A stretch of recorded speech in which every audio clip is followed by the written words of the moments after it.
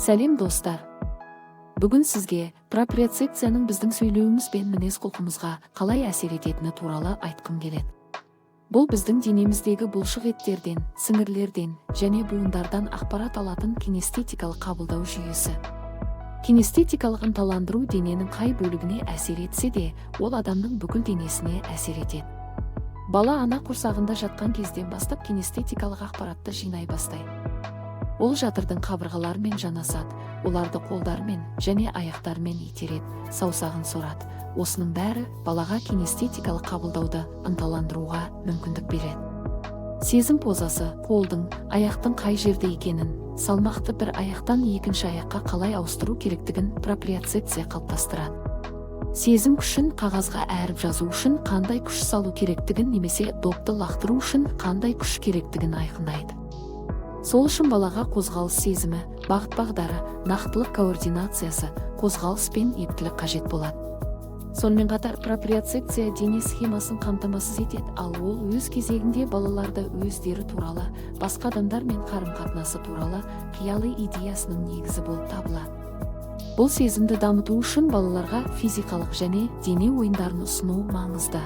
Адам денесінде әр түрлі сезімталдық деңгейлері болуы мүмкін.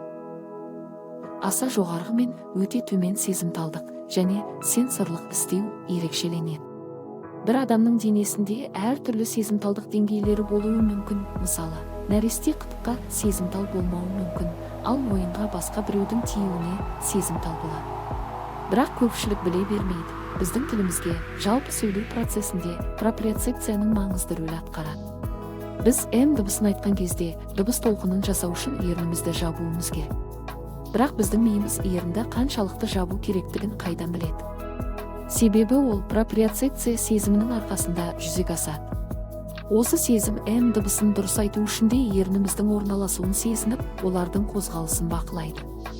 Сондай-ақ проприоцепция сезімі тыныс алу, тыныс шығару, дауыстық белсенділікті де бақылауда ұстайды.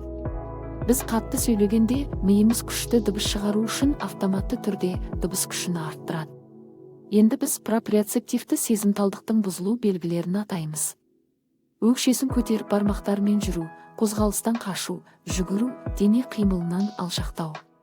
Секіруден басқа дене қозғалыстарынан аулақ болу, немесе керісінше шамадан тыс қозғалыс белсенділігінің артуы, секіру, жүгіру, денесін дірілдету. Өз денесін шымшу, басқа адамдарды ұру, қатты қысып құшақтау, бар денесімен басқа адам алдына жатып алу. Мебелге жату, итеру, біреуге жабысу. Неше түрлі заттарды шайнау, сору, шашты шайнау, саусағын сору, әр түрлі мимиканы салу, өз бетінде алару, қисаю, тілін шығару, тұнжырау, қабағын шыту. Саусағымен жүру, өкшелеп жүру, еңбектеу.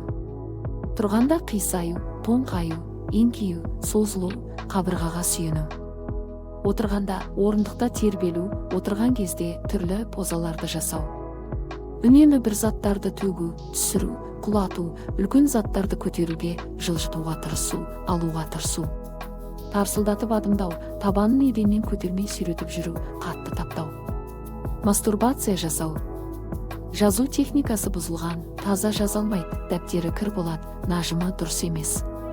Мұндай балалар нерв жүйесіндегі жағымсыз жағдайды, концентрациясында проблема болғандықтан анық сезінеді. Тыныштандыру үшін оларға жоғарыда сипатталған әрекеттер қажет. Егер осы әрекеттер орындалса, бала өз денесін анық сезіне алады да ойынға, сабаққа көбірек көңіл бөледі.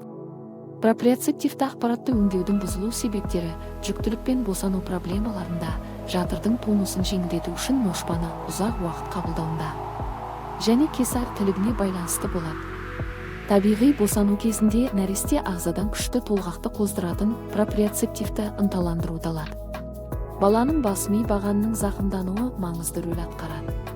Есіңізде болсын, жақсы проприоцепция бұл біздің денеміздегі қабілетті бақылау және сөздердің анық айтылуының маңызды аспектісі.